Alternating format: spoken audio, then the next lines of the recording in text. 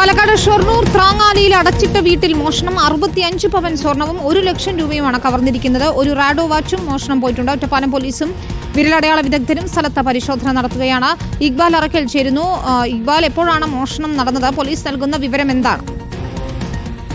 വിനീത, കഴിഞ്ഞ ഒരാഴ്ചക്കിടയിൽ ഇത് 6ാമത്തെ മോഷണമാണ് ഷൊർണൂർ മേഖലയിൽ നടക്കുന്നത്. കഴിഞ്ഞ ദിവസങ്ങളിൽ ഷൊർണൂർ വാടാനംകുറിശ്ശിയും അങ്ങാടിക്കാവുമെല്ലാമാണ് ഇത്തരം മോഷണം നടന്നതെങ്കിൽ ഇന്നലെ ഷൊർണൂർ ത്രാങ്ങാലി സ്വദേശിയായ മൂച്ചിക്കൽ ബാലകൃഷ്ണന്റെ വീട്ടിലാണ് മോഷണം നടന്നത്. ഇന്നലെ രാത്രി ബാലകൃഷ്ണൻ വീട് കൂട്ടി കവളപ്പാറയിലുള്ള ഇയാളുടെ മകളുടെ വീട്ടിൽ പോയിരുന്നു. ഈ സമയത്താണ് വീട്ടിൽ അതിക്രമിച്ച് കയറി അല്ലെങ്കിൽ ഈ വീട്ടിലേക്ക് മോഷ്ടാക്കൾ എത്തി 65 പവൻ സ്വർണവും 1 ലക്ഷം രൂപയും റാഡോ വാച്ചും ഇപ്പോൾ കവർന്നിരിക്കുന്നത്.